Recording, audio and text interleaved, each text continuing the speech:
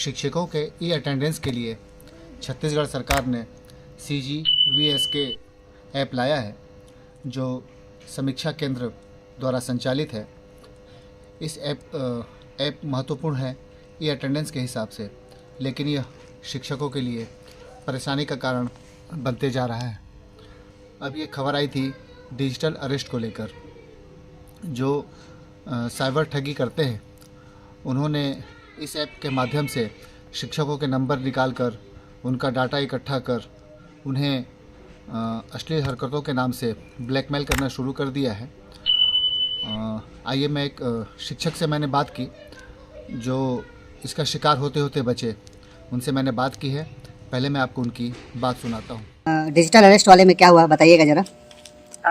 कल 10:30 बजे है जी फोन आया जी बेजान काल। जी। 2 बार आया तो 1 बार नहीं उठा पाया, तो दूसरा बार उठाया तो उसने कहा कि साइबर ब्रांच रायपुर में आपके नाम पे केस हुआ है। जी, जो मैं आपके व्हाट्सएप में भेज रहा हूँ जी केस को। जी। उसमें आपको अपना जमानत कराना पड़ेगा। साइबर ब्रांच में आइए जी 4 बजे तक। अब नहीं आएंगे तो फिर आपको हम लोग के जो गार्ड जाएंगे आपको अरेस्ट करके लाएंगे। जी। मैं बोला किस संबंध है भाई? तो उसने बोला कि भाई आपके मोबाइल में अश्लील चीज देखी जाती है। जी। बोला मेरा मोबाइल तो मेरे पास रहता है, मेरे बच्चे हैं, मेरे नाती लोग हैं, तो सबके पास मोबाइल है। मेरा मोबाइल कोई यूज नहीं करता है, तो फिर ऐसा चीज कहाँ से आ गया? जी। बोले नहीं, कहीं से आया होगा जी। या तो फिर आप खुद देखते होंगे। हाँ। तो बोला यार, मैं तो लगभग 60 साल की उम्र हो गया है। अब 1 सेकेंड हमको अन्य काम करने के लिए समय नहीं मिलता है। यहाँ खेती बाड़ी भी करता हूँ, स्कूल भी जाता हूँ, बच्चों को पढ़ाता भी हूँ। जी। है ना, बड़ा परिवार है। आप कैसी बात कर रहे हैं? जी। तो बोले आप 4 बजे तक आएंगे कि नहीं आएंगे? मैं कहा मैं नहीं आ पाऊंगा। तो बोले नहीं आ पाएंगे तो एक काम करिए, आपको माफीनामा अंग्रेजी में हम लोग लिख दे रहे हैं, लिख के आप डालिएगा। जी। तो मैं तो नहीं डाल पाऊंगा मोबाइल से। जी। तो बोले हम लोग लिख ले रहे हैं माफीनामा, आप 20,000 रुपया भेजिए। अच्छा, आपसे पैसे की भी मांग हुई? हाँ, पैसा की मांग की है। जी। तो कैसे भेजे? जी। तो मैं फोन पे चलाते हैं? मैं कहे नहीं, मैं फोन पे नहीं चलाता हूँ। क्या चलाते हैं? मैं बोला ATM चलाता हूँ। जी। कहीं उन्होंने चलाते हैं? मतलब हाँ जी। तो कैसे? चलिए डालिए, मैं बता रहा हूँ कैसे डालना है। मैं कहे नहीं, मैं नहीं खोलूंगा अभी। जी। उन्होंने नहीं खोला। मैं जी। तब तक लड़का आ गया। लड़का आया तो फिर मोबाइल लेके बात करने लगा उससे। इसके बाद उसको गाली गलौज किया तो काट दिया फिर उधर से। जी। तब तक इसको ये वाला व्हाट्सएप भेजा था, तुरंत व्हाट्सएप खोला और 60 स्क्रीन इसको ले लिया। जी। है ना, जो वहाँ से भेजा गया था 60 स्क्रीन से लिया है। इसके बाद डिलीट कर दिया सबको पूरा। अच्छा, सामने वाला एक ठो गंदा फोटो वाला स्क्रीन 60 स्क्रीन ले पाया, बाकी फिर डिलीट कर दिया तुरंत। तो सर वो क्या था उस नोटिस में? और नोटिस में ये लिखा हुआ है कि आप अश्लील चीज देखते हैं, आपको के नाम पर साइबर ब्रांच में केस किया गया है, आपको जमानत कराना पड़ेगा 1 लाख का, और नहीं आएंगे तो हमारे पुलिस वाले जाएंगे आपको पकड़ने। तो सर ये कितने बार आपके पास फोन आए हैं? ये 2 बार हुआ था। 1 बार नहीं उठा पाया था, 1 बार मैं उठाया, फिर लड़का बात किया, इसके बाद दोबारा फोन करना बंद कर दिया। जितना भेजा था व्हाट्सएप में सबको डिलीट कर दिया। तो सर ये बात आ रही है, जो आप लोग एक ऐप डाउनलोड किए हैं अटेंडेंस के लिए। हाँ, तो उसमें 1 तारीख से जब से हम लोग डाउनलोड किए हैं विद्या संस्था केंद्र। जी। और 1 तारीख को जैसे हम लोग हाजिरी लगाए हैं, तब से ये सभी प्रधान पाठकों के पास आ रहा है। लगभग 50 लोगों के पास आ चुका है। अपने प्रधान पाठक ग्रुप में मैं देख रहा हूँ लगातार वो अपना नंबर बदल कर बस यही काम कर रहा है। जी। शिक्षकों का बदनाम करना, पैसा ऐंठना और OTP प्राप्त करना, है ना, परेशान बार कर रहा है। तो सर कुछ वैसे भी हुए कि जो ठगी के शिकार हुए हों? अभी तक तो जानकारी नहीं है। हो सकता है ठगी का शिकार तो अवसर रूप से 2-4 लोग तो हुए होंगे, जो डर गए होंगे वो लोग। जी। है ना, अब इस तरह से वो चमकाता है दरारे टाइप का, तो हो सकता है कि कुछ शिक्षक तो जरूर इसमें फंसे होंगे।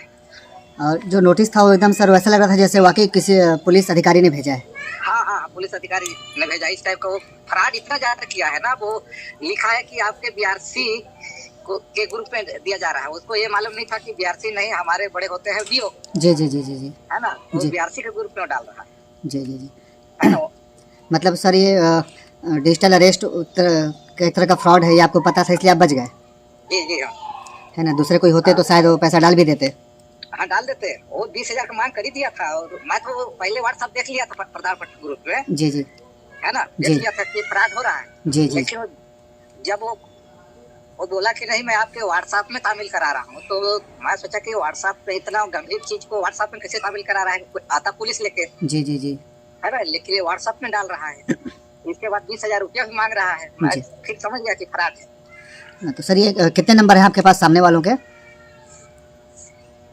ये सामने वाला मैं खोल के बताऊं? हाँ नहीं सर, मेरे को व्हाट्सएप कर दीजिएगा सर, वो मैं अपने स्क्रीन पे उसको डिस्प्ले करूँगा। हाँ, तो इसमें सामने वाला थोड़ा लंबा है, 91 है, अंतिम 192 है इसका। जी जी जी जी और जी व्हाट्सएप वाला नंबर अलग है। जी जी जी जी मैं दोनों नंबर को आपके व्हाट्सएप में भेज दे रहा हूँ, इसी नंबर पे, नहीं ठीक है ना सर। है ना। जी जी जी चलिए सर आप आइंदा से ऐसा ना करे शिक्षकों के साथ। जी जी भाई बड़ी गंदी हरकत कर रहा है अगला आदमी। जी जी जी मेरे को लगता है ये बीएसके जब से लोड किया है ना, तब से शिक्षकों का पूरा डाटा प्राप्त कर ले रहा है। जी मेरा नाम देखिए छाप लिया, जी आप कह रहा कि नहीं आप शिक्षक हैं, जी जी जी है ना, आप मेरा पूरा नाम लिख लिया है, जी जी जी जबकि पूरा नाम कोई जानते नहीं है। जी जी जी आप लोगों को मैं पढ़ाया हूँ उधर, तो मेरा पूरा नाम किसी को मालूम नहीं। सर वो सतर्कता से बच गए आप, और शिक्षकों को भी सतर्क करिएगा इस मामले में।